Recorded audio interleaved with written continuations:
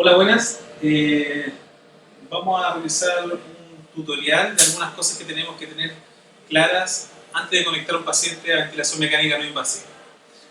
Sin embargo, la recomendación actual es que no se utilice ventilación mecánica no invasiva en pacientes COVID. Esa es la recomendación que tenemos hoy, 23 de marzo. ¿Ya? Sin embargo, nosotros en nuestro hospital vamos a seguir recibiendo otros pacientes que sí requieren ventilación mecánica no invasiva, como por ejemplo los pacientes con una EPOC descompensada, ¿ya? Una falla respiratoria asociada a la EPOC descompensada, o los pacientes también con edema pulmonar agudo de origen cardiogénico. Por lo tanto, esos son los dos settings principales que nosotros de forma frecuente utilizamos, en los que utilizamos ventilación mecánica no invasiva. ¿Ya? Por lo tanto, en ese contexto de pacientes son los que vamos a utilizar la ventilación mecánica no invasiva y estos son los insumos que debiésemos tener. Debiésemos tener un filtro viral bacteriano para el ventilador mecánico, un circuito, ¿ya?, que va a conectar el ventilador con el paciente y una interfase. ¿Ya? Interfaces tenemos, en el mercado existen muchas variedades de interfaces. Las principales que tenemos nosotros es la ResMed AirFit 20, ¿ya? Es una interfase nasobucal que tiene la fuga intencional por donde el paciente exhala el CO2 en el conector. ¿Ya?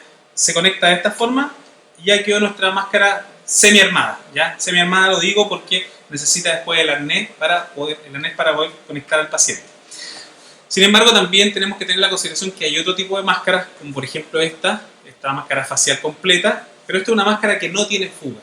Por lo tanto, uno de los tips que tienen que tener muy claro es que la ventilación mecánica no invasiva tiene que tener fugas. ¿Ya? Tiene que tener fugas para que el paciente pueda exhalar el CO2 y no esté reinhalando el CO2 ciclo a ciclo.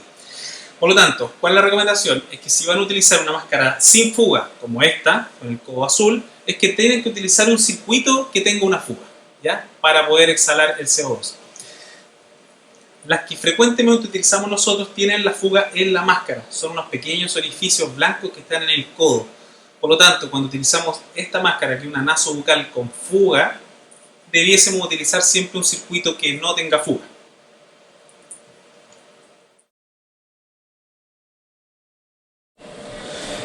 Vamos a utilizar un ventilador Carina, ¿ya?, de la empresa de Draeger, una empresa alemana. ¿Cuáles son las cosas que tenemos que tener claro? Son ventiladores bien potentes, ¿ya? Son ventiladores que tienen una turbina, por lo tanto no necesitan ser conectados a la toma de aire, ¿ya? Solamente están conectados a la red de oxígeno para poder administrar FiO2 de forma exacta. Por detrás del ventilador mecánico hay un botón de encendido, que es el que está acá, y de esta forma lo podemos prender y nos va a comenzar a mostrar la pantalla diferentes opciones para poder setear el ventilador mecánico. ¿Cuáles son las cosas que tenemos que tener en consideración? ¿Ya? Nosotros acá en el hospital tenemos circuitos o máscaras que tienen fuga, por lo tanto en la pantalla superior debiese estar puesto esto que dice leak o fuga, debiese estar, y además de eso debería estar el modo de ventilación mecánica no invasiva activado. ¿Ya? ¿Por qué? Porque es un ventilador que nos permite también la versatilidad de poder conectar a pacientes a ventilación mecánica invasiva o a traqueostomía. ¿Ya? Por lo tanto, tenemos que tener el modo de ventilación mecánica no invasiva activado para que las compensaciones de las fugas no intencionales sean adecuadas. ¿Cómo vamos a conectar esto? Tenemos nuestro filtro viral bacteriano que va conectado acá. Posteriormente, el circuito de rama simple o monorama que va conectado en esta zona, y posteriormente la máscara o la interfase que va conectado finalmente hacia el paciente. Con esto ya tenemos la implementación o elementos técnicos para comenzar a hacer ventilación mecánica no invasiva.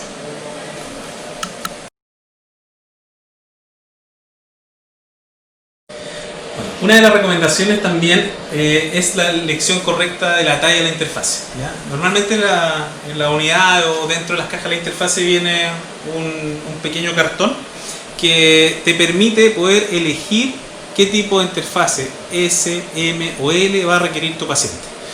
Por lo tanto, nosotros medimos a nuestro paciente. En este caso, según esta tabla, nos recomienda una interfase de talla M. ¿Ya? Y eso es lo que debiésemos utilizar. ¿Por qué es importante esto? ¿Por qué? Porque son insumos que se utilizan en diferentes pacientes. O sea, cada paciente va a tener su propia interfase, por lo menos en este hospital. Y es importante que no estemos abriendo insumos que finalmente no vamos a utilizar, ¿ya? Es un tema económico importante. Para poder conectar al paciente finalmente, se recomienda el seteo del ventilador que sean presiones bajas inicialmente, solamente un poco de PIB, y cuando ya tengamos la interfase ajustada, recién ahí comenzar a setear los parámetros del ventilador mecánico, cuánta presión de soporte va a requerir y cuánto nivel de PIB también va a requerir nuestro paciente. Se recomienda que el seteo de los parámetros del ventilador lo haga personas que efectivamente tienen experiencia en ventilación mecánica no invasiva, ya que es una terapia que es muy operador dependiente y probablemente una persona que tiene mucho más experiencia lo va a hacer siempre mejor que una que tiene muy poco recorrido en la ventilación mecánica no invasiva. ¿Cómo ajustamos nuestra interfase? Tenemos que tener ciertas precauciones. Idealmente, o nosotros acá por lo menos cubrimos las zonas de apoyo para evitar úlceras por presión, que es uno de los efectos adversos que pudiese tener la ventilación mecánica no invasiva. Además de eso, se recomienda que la mascarilla, o sea, la interfase de la ventilación mecánica, sea instalada entre dos operadores. Así, un operador fija la máscara y comienza a darle oxígeno y leves niveles de presión al paciente, y el otro operador está instalando el arnés que va a requerir para fijar finalmente la interfase, ¿ya? En este momento yo lo voy a hacer solamente por tema de demostración. Se recomienda que el arnés lo fijemos, lo instalemos primero en la cara y después comencemos con la instalación final del arnés.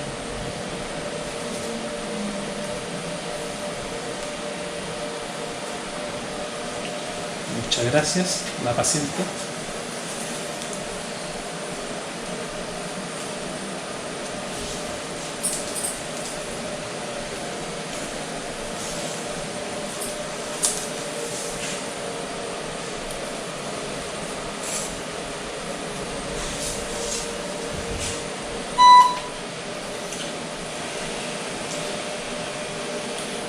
¿Cuáles son las recomendaciones después de fijar? Idealmente nosotros seteamos con la máscara, ya solamente presionando con la mano, esperando que el paciente se adapte a una presión, y cuando ya tenemos parámetros más o menos seteados, comenzamos la fijación definitiva de la máscara. ¿Cuáles son las recomendaciones? Primero, no aprieten mucho la máscara. ¿Por qué? Porque cuando apretamos mucho la máscara aumenta el riesgo de generar úlceras por presión en el tabique nasal, principalmente.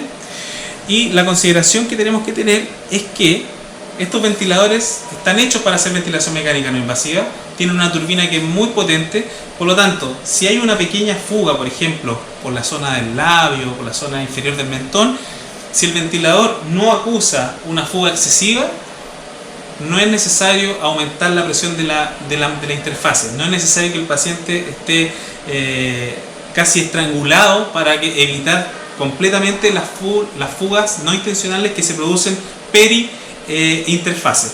Por lo tanto, la recomendación es no apretar mucho la máscara, apretarla en relación a lo que el paciente también se sienta cómodo. Recuerden que es una terapia que depende mucho del confort del paciente. Si el paciente es receptivo y se siente cómodo, el paciente tiene muchas más chances de salir con un buen resultado. Sin embargo, si tenemos un paciente que primero elegimos la interfase no indicada, una interfase muy grande para este paciente, esto va a aumentar el riesgo de fugas no intencionales y que el ventilador no trabaje de forma óptima. Por lo tanto, primer mensaje, una interfase que se adecue efectivamente a la anatomía de nuestro paciente. Segundo mensaje importante es que no es necesario apretar mucho la interfase contra la cara del paciente. ¿Por qué? Porque los ventiladores tienen la capacidad de compensar estas fugas no intencionales, por lo tanto trabaja la turbina a diferentes revoluciones para compensar ese volumen de fuga y mantener los niveles de presión que yo seteé en el ventilador. Y por último, que los parámetros ventilatorios sean seteados por alguien que ya tiene experiencia en el ventilador mecánico, haciendo ventilación mecánica no invasiva, ya que es una terapia que es muy operador dependiente.